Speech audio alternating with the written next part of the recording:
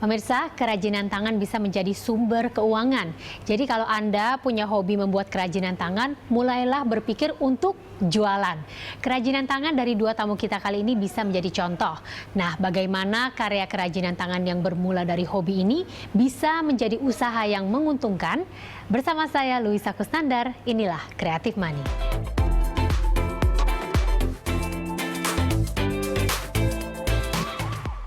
Pemirsa, perempuan yang satu ini dikenal sebagai perajin boneka washi atau kerajinan boneka kertas dari Jepang. Kita langsung panggil saja Revi Devi. Halo, selamat datang. Halo, Mbak Devi. Mbak Luisa. Konnichiwa. Konnichiwa. Lengkap nih busananya ya. Iya. Ini khusus ya, karena kita mau bicara soal washi hari ini ya. Mungkin sebelum kita berbincang-bincang dulu ya Mbak Devi ya. Mbak Devi, ini washi ini dari negara Jepang berarti? Benar. Inspirasinya dari Jepang? Iya. Oh, oke. Udah lama tertarik dengan karya washi ini? Sudah sejak tahun sekitar 97. Tapi sebelumnya sebelum membuat boneka, saya sudah origami, melipat kertas. Baru kemudian dari yang saya basic benar ke yang lebih complicated. Oke, sebelum kita ngobrol-ngobrol lebih jauh lagi, pemirsa, kita simak dulu tayangan berikut ini. Nama Revi Devi Paat sudah cukup dikenal di kalangan pecinta kerajinan washi, yaitu boneka kertas dari Jepang. Sebelum menguasai seni washi, Devi mendalami origami. Ia juga sudah menulis puluhan buku tentang kerajinan kertas ala Jepang ini. Harga boneka washi memang cukup mahal karena kertasnya khusus impor dari Jepang. Karena itu, Devi hanya menjual karyanya di marketplace Amerika Serikat.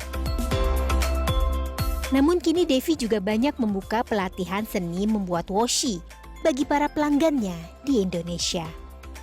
Oke, Mbak Devi mungkin bisa dijelasin dulu ke pemirsa ya, washi itu artinya apa sih? itu kertas Jepang. Mungkin seperti saya ada contohnya. Jadi dia kertas ini memiliki tekstur yang berbeda ya dari kertas biasa, dan juga corak-corak warnanya kuat dan desainnya ramai gitu ya, dan memiliki nuansa motif Jepang.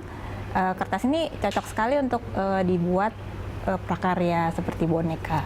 Emang biasa di Jepang dipakai khusus untuk bikin prakarya-prakarya gitu, apa gimana tuh? Banyak juga, tapi jenis prakaryanya variasi, nggak hanya boneka aja. Mahal nggak sih kertas washi ini?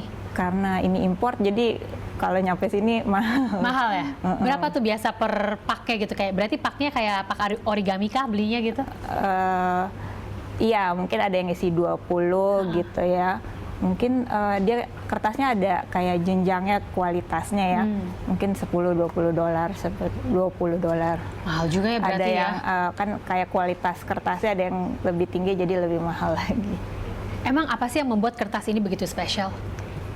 Saya suka seratnya yang kuat ya, jadi nggak gampang robek. Terus untuk kayak kita melipat-lipat, dia bekas lipatannya nggak kelihatan, sehingga membuat mudah untuk pengrajin untuk membuat karya-karya model 3 dimensi, misalnya boneka yang dapat berdiri seperti itu. Oke. Lalu Mbak Devi, ceritanya gimana sih akhirnya bisa berbisnis di dunia kerajinan washi ini? Saya memang awalnya suka prakarya. Terus sejak tahun 2005 saya menulis buku. Dari situ saya juga akhirnya dunia marketplace ya, online shop berkembang, sehingga ternyata banyak yang menarik gitu.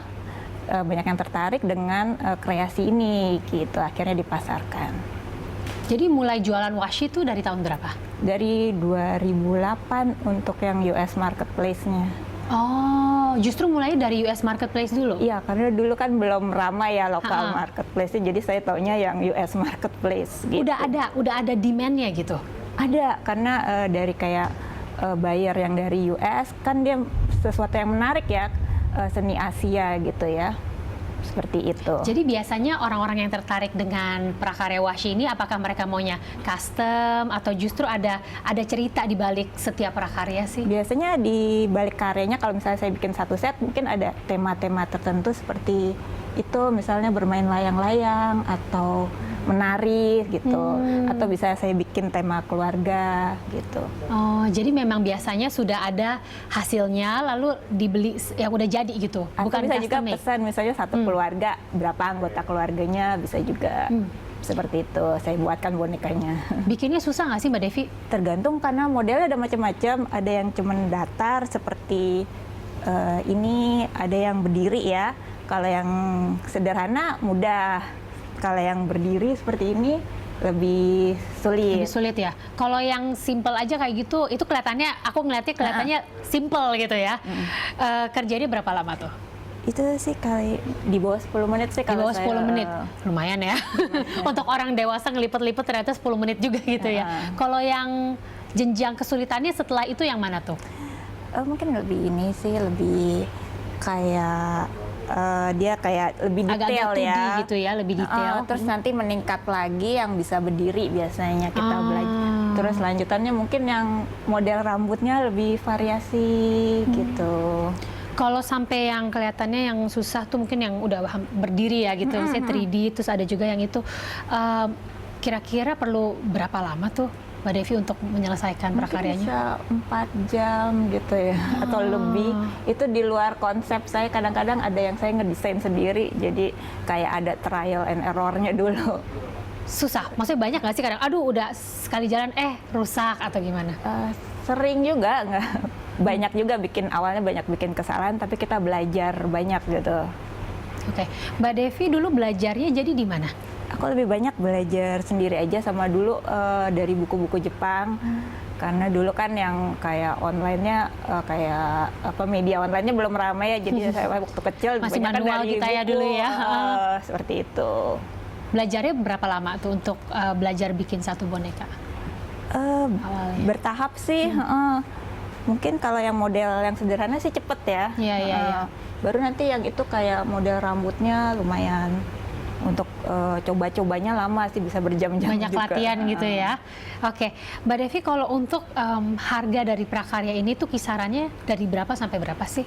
Kalau yang tadi yang model pembatas buku, mungkin kalau saya biasanya di US Marketplace sekitar $2-3. Terus kalau yang seperti kayak ini mungkin kita di $5-6, masih di bawah $10. Yang lebihnya mungkin di atas $20 gitu. Oke, kalau yang sudah sesulit itu tadi berapa tuh? Ini saya biasanya untuk fotografi aja bikinnya. Untuk saya kan nulis buku, biasanya untuk cover ya saya. Jadi kisarannya tadi dari $2-3. Itu yang simple-simple ini yang tadi saya. Oke, yang paling mahalnya berapa deh? Bisa ratusan dolar. Ratusan dolar. Itu berarti sudah prakarya yang besar sekali kah, atau dari tingkat Mungkin kesulitannya? kerumitannya, jadi detail ya. Sebetulnya karyanya nggak besar-besar banget, tapi justru kadang-kadang yang kecil lebih susah bikinnya. Gitu. Perlu waktu paling lama berapa lama sih untuk menyelesaikan prakarya yang tadi yang sampai ratusan dolar itu? Mungkin bisa 6 jam saya bikinnya, tapi di luar konsep dan desainnya ya. Itu pengerjaannya. Dapat konsepnya dari mana sih biasanya? Kita belajar banyak dari budayanya sama dari kehidupan sehari-hari yang kita lihat gitu. Oke, ya kita break dulu ya. Iya. Pemirsa, kita akan lanjutkan perbincangan kita, tetaplah di Creative Money.